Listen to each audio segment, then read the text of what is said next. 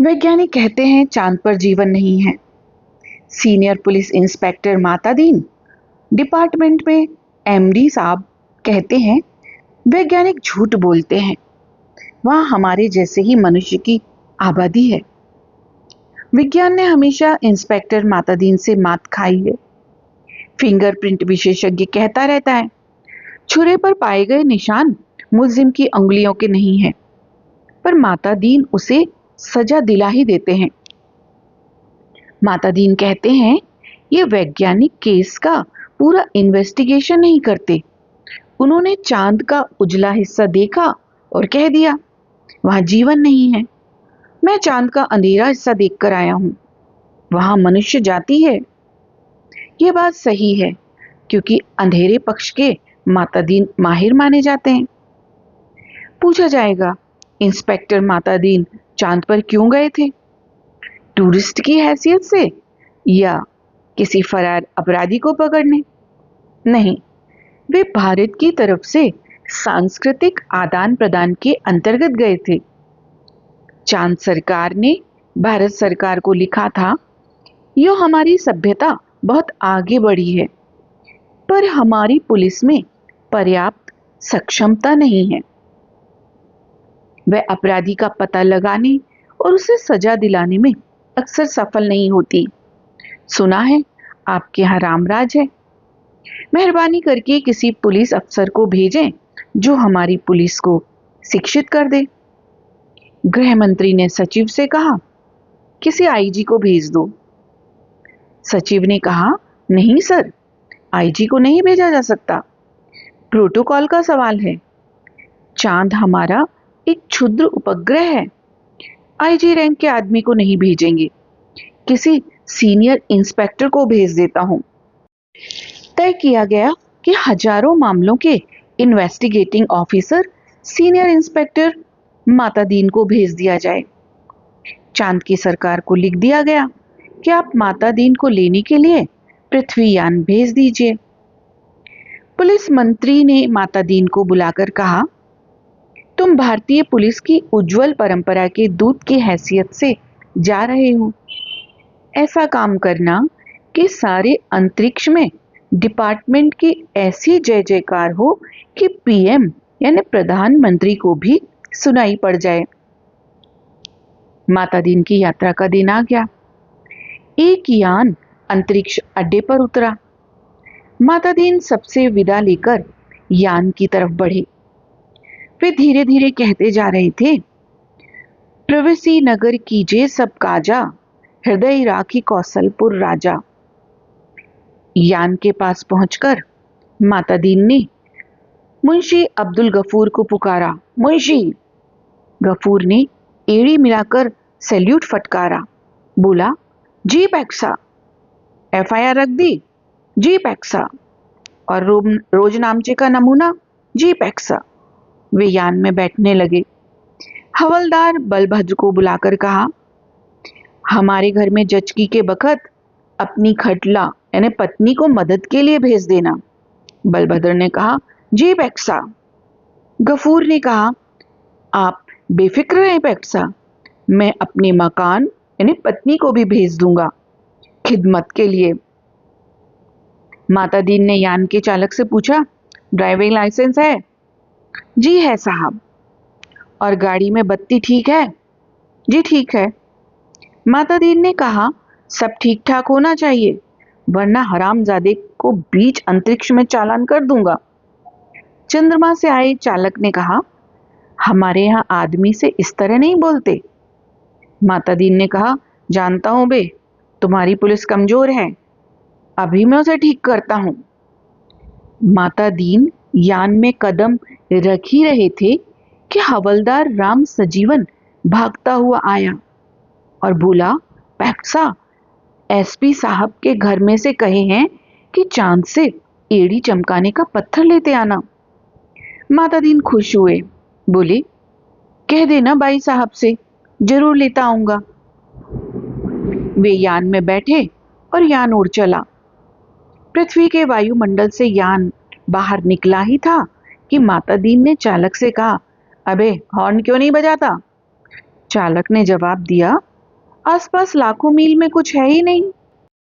माता दीन ने डांटा, मगर रूल इज रूल, हॉर्न बजाता चल। चालक अंतरिक्ष में हॉर्न बजाता हुआ यान को चांद पर उतार लाया। अंतरिक्ष अड्डे पर पुलिस अधिकारी माता दीन के स्वागत के लिए खड़े थे। माता दीन रॉब से उतरे और उन अफसरों के कंधों पर नजर डाली। वहां किसी के स्टार नहीं थे, फीते भी किसी के नहीं लगे थे। लिहाजा माता दीन ने एड़ी मिलाना और हाथ उठाना जरूरी नहीं समझा। फिर उन्होंने सोचा, मैं यहाँ इंस्पेक्टर की हैसियत से नहीं, सलाहकार की हैसियत से आया हूं। माता दीन को वे लोग लाइन में ले गए और एक अच्छे बंगले में उन्हें टिका दिया। एक दिन आराम करने के बाद माता दीन ने काम शुरू कर दिया। पहले उन्होंने पुलिस लाइन का मुलाजा किया। शाम को उन्होंने आईजी से कहा, आपके यहाँ पुलिस लाइन में हनुमान जी का मंदिर नहीं है? हमारे रामराज में पुलिस लाइन में हनुमान जी हैं। आईजी ने कहा, हनुमान कौन थे, हम नहीं जानते। माता दीन ने कहा, हनुमान का दर्शन हर कर्तव्य परायण पुलिस वाले के लिए जरूरी है। हनुमान सुग्रीव के यहाँ स्पेशल ब्रांच में थे। उन्होंने सीता माता का पता लगाया था। अबडक्शन का मामला था, दफा 362, 362। हनुमान जी ने रावण को सजा वहीं दे दी, उसकी प्रॉपर्टी में आग लगा दी। पुलिस को यह अधिकार होना चाहिए कि अपराधी को पकड़ा और वहीं सजा दे दी, अदालत में जाने का झंझट नहीं। मगर यह सिस्टम अभी हमारे रामराज में चालू नहीं हुआ है। हनुमान जी के काम से भगवान राम बहुत खुश हुए। वे उन्हें अयोध्या ले आए और टोन ड्यूटी में तैनात कर दिया। वही हनुमान हमारे आराध्य देव हैं। मैं उनकी फोटो लेता आया हूं। उस पर से मूर्तियां बनवाइए और हर पुलिस लाइन में स्थापित करवाइए। थोड़े ही दिनों में चांद की हर पुलिस लाइन में हनुमान जी स्थापित हो गए। माता दीन उन कारणों का अध्ययन कर रहे थे जिनसे पुलिस लापरवाह और अलाल हो गई है। वह अपराधों पर ध्यान नहीं देती, कोई कारण नहीं मिल रहा था। एकाएक उनकी बुद्धि में एक चमक आई। उन्होंने मुंशी से कहा, जरा तनख्वाह का रजिस्टर बताओ। तनख्वाह का रजिस्टर देखा तो सब समझ गए। कारण पकड़ में आ गया। शाम को उन्होंने पुलिस मंत्री से कहा, मैं समझ गया कि आपकी पुलिस मुस्तैद क्यों नहीं है। आप इतनी बड़ी तनख्वाह देते हैं इसलिए। सिपाही को 500, हवलदार को 700, थानेदार को 1000। ये क्या मजाक है? आखिर पुलिस अपराधी को क्यों पकड़े? हमारे यहाँ सिपाही को 100 और इंस्पेक्टर को 200 देते हैं, तो वे 24 घंटे जुर्म की तलाश करते हैं। आप तनख्वाहें फौरन घटाइए। पुलिस मंत्री ने कहा, मगर यह तो अन्याय होगा। अच्छा वेतन नहीं मिलेगा तो वे काम ही क्यों करेंगे? माता दीन ने कहा, इसमें कोई अन्याय नहीं है। आप देखेंगे कि पहली घटी हुई तनख्वाह मिलते ही आपकी पुलिस की मनोवृत्ति में क्रांतिकारी परिवर्तन आ जाएगा। पुलिस मंत्री ने तनख्वाहें घटा दी और 2-3 महीनों में सचमुच बहुत फर्क आ गया। पुलिस एकदम मुस्तैद हो गई, सोते से एकदम जाग गई, चारों तरफ नजर रखने लगी। अपराधियों की दुनिया में घबराहट छा गई। पुलिस मंत्री ने तमाम थानों के रिकॉर्ड बुलाकर देखे। पहले से कई गुने अधिक केस रजिस्टर हुए थे। उन्होंने माता दीन से कहा, मैं आपकी सूझ की तारीफ करता हूं, आपने क्रांति कर दी, पर यह हुआ किस तरह? माता दीन ने समझाया, बात मामूली है। कम तनख्वाह दोगे तो मुलाजिम की गुजर नहीं होगी। 100 रुपए में सिपाही बच्चों को नहीं पाल सकता। 200 में इंस्पेक्टर ठाट बाट नहीं मेंटेन कर सकता। उसे ऊपरी आमदनी करनी ही पड़ेगी, और ऊपरी आमदनी तभी होगी जब वह अपराधी को पकड़ेगा, गरज कि वह अपराधों पर नजर रखेगा। सचेत कर्तव्यपरायण और मुस्तैद हो जाएगा। हमारे रामराज के स्वच्छ और सक्षम प्रशासन का यही रहस्य है। चंद्रलोक में इस चमत्कार की खबर फैल गई। लोग माता दीन को देखने आने लगे कि वह आदमी कैसा है जो कम तनख्वाह करके सक्षमता ला देता है। पुलिस के लोग भी खुश थे। वे कहते, गुरु आप इधर ना पधारते तो हम सभी कोरी तनख्वाह से ही गुजर करते। सरकार भी खुश थी कि मुनाफे का बजट बनने वाला था। आधी समस्या हल हो गई। पुलिस अपराधी पकड़ने लगी थी। अब मामले की जांच विधि में भी सुधार करना रह गया था। अपराधी को पकड़ने के बाद उसे सजा दिलाना।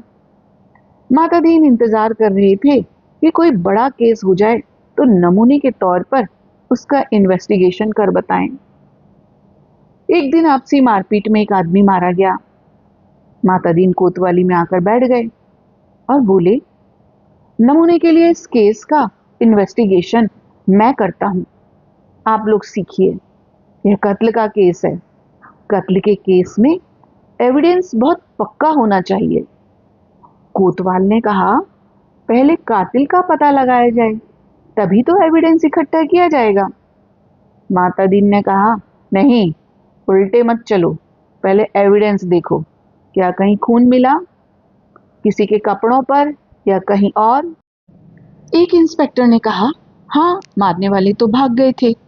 मृतक सड़क पर बेहोश पड़ा था। एक भला आदमी वहां रहता है, उसने उठाकर अस्पताल में भेजा। उस भले आदमी के कपड़ों पर खून के दाग लग गए हैं। माता दीन ने कहा, उसे फौरन गिरफ्तार करो।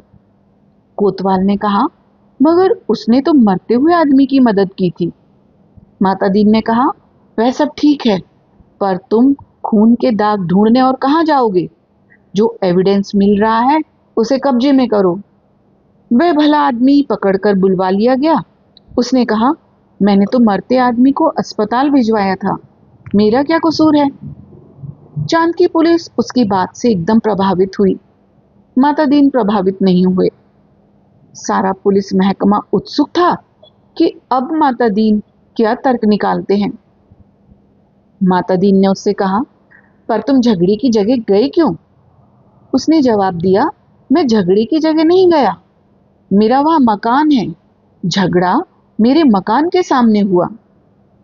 अब फिर माता दीन की प्रतिभा की परीक्षा थी। सारा महकमा उत्सुक देख रहा था। माता दीन ने कहा, मकान तो ठीक है, पर मैं पूछता हूं झगड़े की जगह जाना ही क्यों?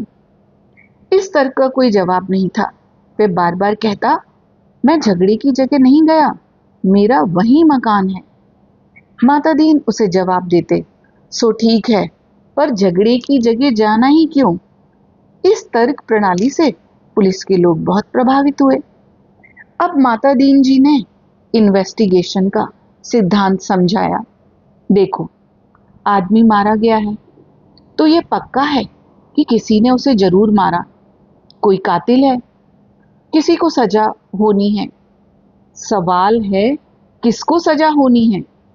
पुलिस के लिए यह सवाल इतना महत्व नहीं रखता जितना यह सवाल कि जुर्म किस पर साबित हो सकता है या किस पर साबित होना चाहिए। कत्ल हुआ है तो किसी मनुष्य को सजा होगी ही। मारने वाले को होती है या बेकसूर को, यह अपने सोचने की बात नहीं है। मनुष्य मनुष्य सब बराबर हैं। सब में उसी परमात्मा का अंश है। हम भेदभाव नहीं करते। यह पुलिस का मानवतावाद है। दूसरा सवाल है, किस पर जुर्म साबित होना चाहिए? इसका निर्णय इन बातों से होगा। पहला, क्या वह आदमी पुलिस के रास्ते में आता है?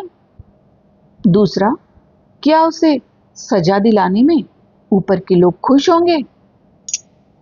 माता दीन को बताया गया कि वह आदमी भला है, पर पुलिस अन्याय करे तो विरोध करता है। जहां तक ऊपर के लोगों का सवाल है, वह वर्तमान सरकार की विरोधी राजनीति वाला है।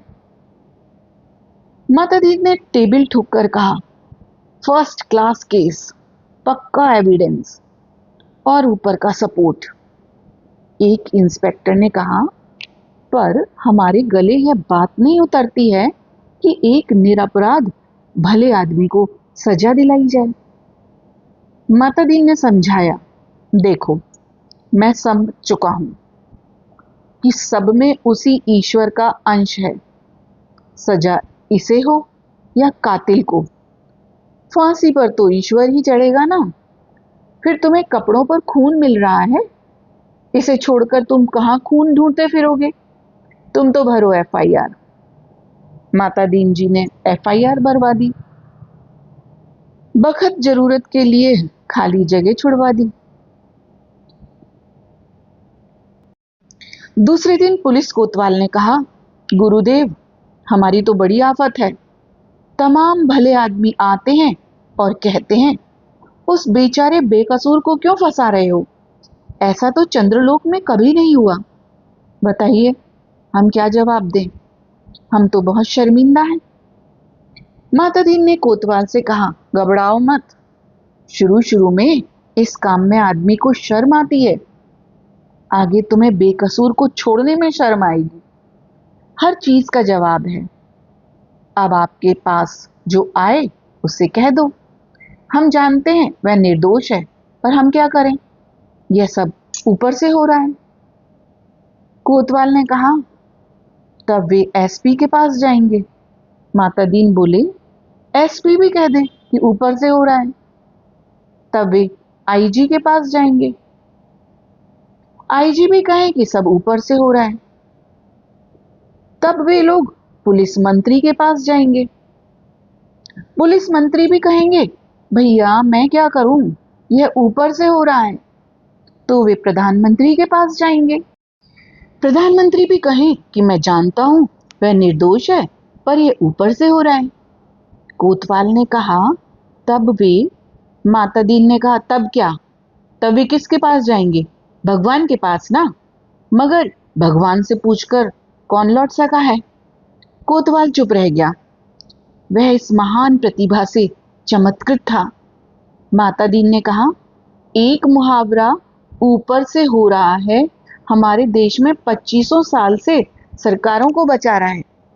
तुम इसे सीख लो। केस की तैयारी होने लगी। माता दीन ने कहा, अब 4-6 चश्मदीद गवाह लाओ। कोतवाल, चश्मदीद गवाह कैसे मिलेंगे? जब किसी ने उसे मारते देखा ही नहीं, तो चश्मदीद गवाह कोई कैसे होगा? माता दीन ने सिर ठोक लिया।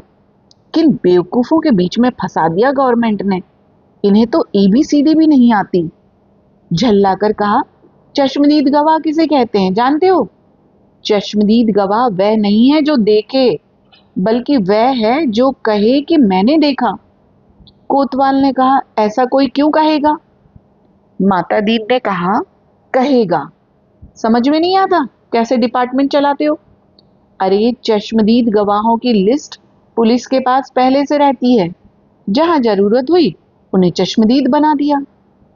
हमारे यहाँ ऐसे आदमी हैं जो साल में 300-400 वारदातों के चश्मदीद गवाह होते हैं। हमारी अदालतें भी मान लेती हैं कि इस आदमी में कोई दैवी शक्ति है, जिससे जान लेता है कि अमुक जगह वारदात होने वाली है और वहां पहले से पहुंच जाता है। मैं तुम्हें चश्मदीद गवाह बनाकर देता हूं। 8-10 उठाईगीरों को बुलाओ जो चोरी, मारपीट, गुंडागर्दी करते हों, जुआ खिलाते हों या शराब उतारते हों। दूसरे दिन शहर के 8-10 नवरत्न कोतवाली में हाजिर थे। उन्हें देखकर माता दीन गदगद हो गई। बहुत दिन हो गए थे ऐसे लोगों को देखे।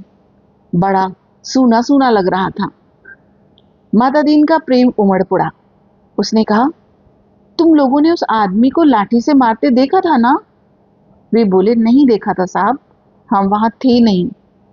माता दीन जानते थे यह पहला मौका है। फिर उन्होंने कहा, वहां नहीं थे, यह मैंने माना, पर लाठी मारते देखा तो था।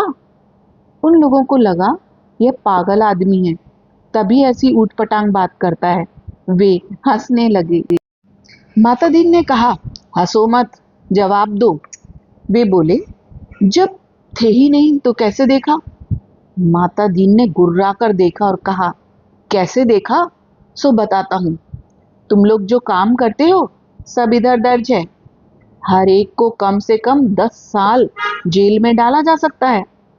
तुम ये काम आगे भी करना चाहते हो या जेल जाना चाहते हो? वे घबराकर बोले, साहब हम जेल नहीं जाना चाहते। माता दीन ने कहा, ठीक है, तो तुमने उस आदमी को लाठी मारते देखा? देखा ना? वे बोले, देखा साहब। वह आदमी घर से निकला और जो लाठी मारना शुरू किया तो वो बेचारा बेहोश होकर सड़क पर गिर पड़ा। माता दीन ने कहा, ठीक है, आगे भी ऐसी वारदातें देखोगे? वे बोले, साहब जो आप कहेंगे सो देखेंगे। कोतवाल इस चमत्कार से थोड़ी देर को बेहोश हो गया। होश आया तो माता दीन के चरणों पर गिर पड़ा। माता दीन ने कहा, हटो, काम करने दो। कोतवाल पांवों से लिपट गया और कहने लगा, मैं जीवन भर इन श्री चरणों में पड़ा रहना चाहता हूँ। माता दीन ने आगे की सारी कार्यप्रणाली तय कर दी। एफआईआर बदलना, बीच में पन्ने डालना, रोज नामचा बदलना, गवाहों को तोड़ना, सब सिखा दिया। उस आदमी को 20 साल की सजा हो गई। चांद की पुलिस शिक्षित हो चुकी थी। धड़ाधड़ केस बनने लगे और सजा होने लगी। चांद की सरकार बहुत खुश थी। पुलिस की ऐसी मुस्तैदी भारत सरकार के सहयोग का नतीजा था। चांद की संसद ने एक धन्यवाद का प्रस्ताव पास किया। एक दिन माता दीन जी का सार्वजनिक अभिनंदन किया गया। वे फूलों से लदे खुली जीप पर बैठे थे। आसपास जय जयकार करते हजारों लोग। वे हाथ जोड़कर अपने गृह मंत्री की स्टाइल में जवाब दे रहे थे। जिंदगी में पहली बार ऐसा कर रहे थे, इसलिए थोड़ा अटपटा लग रहा था। 26 साल पहले पुलिस में भर्ती होते वक्त किसने सोचा था कि एक दिन दूसरे लोक में उनका ऐसा अभिनंदन होगा। वे पछताए। अच्छा होता कि इस मौके के लिए कुर्ता टोपी और धोती ले आते। भारत के पुलिस मंत्री टेलीविजन पर बैठे यह दृश्य देख रहे थे और सोच रहे थे, मेरी सद्भावना यात्रा के लिए वातावरण बन गया। कुछ महीने निकल गए। एक दिन चांद की संसद का विशेष अधिवेशन बुलाया गया। बहुत तूफान खड़ा हुआ। गुप्त अधिवेशन था, इसलिए रिपोर्ट प्रकाशित नहीं हुई, पर संसद की दीवारों से टकराकर कुछ शब्द बाहर आए। सदस्य गुस्से में चिल्ला रहे थे, कोई बीमार बाप का इलाज नहीं कराता, डूबते बच्चों को नहीं बचाता, जलते मकान की आग कोई नहीं बुझाता। आदमी जानवर से बदतर हो गया। सरकार फौरन इस्तीफा दे। दूसरे दिन चांद के प्रधानमंत्री ने माता दीन को बुलाया। माता दीन ने देखा वे एकदम बूढ़े हो गए थे। लगा वे कई रात सोए नहीं हैं। रुआंसे होकर प्रधानमंत्री ने कहा, माता दीन, हम आपके और भारत सरकार के बहुत आभारी हैं। अब आप कल देश वापस लौट जाइए। माता दीन ने कहा, मैं तो टर्म खत्म करके ही जाऊंगा। प्रधानमंत्री ने कहा, आप बाकी टर्म का वेतन ले जाइए, डबल ले जाइए, तिबल ले जाइए। माता दीन ने कहा, हमारा सिद्धांत है, हमें पैसा नहीं, काम प्यारा है। आखिरकार चांद के प्रधानमंत्री ने भारत के प्रधानमंत्री को एक गुप्त पत्र लिखा। चौथे दिन माता दीन को वापस लौटने के लिए अपने आईजी का ऑर्डर मिल गया। उन्होंने एसपी साहब के घर के लिए एड़ी चमकाने का पत्थर यान में रखा और चांद से विदा हो गए। उन्हें जाते देख पुलिस वाले रो पड़े। बहुत अरसे तक यह रहस्य बना रहा कि आखिर चांद में ऐसा क्या हो गया कि माता दीन को इस तरह एकदम लौटना पड़ा। चांद के प्रधानमंत्री ने भारत के प्रधानमंत्री को क्या लिखा था? एक दिन वह पत्र खुल ही गया। उसमें लिखा था, इंस्पेक्टर माता दीन की सेवाएं हमें प्रदान करने के लिए अनेक धन्यवाद, पर अब आप उन्हें फौरन बुला लें।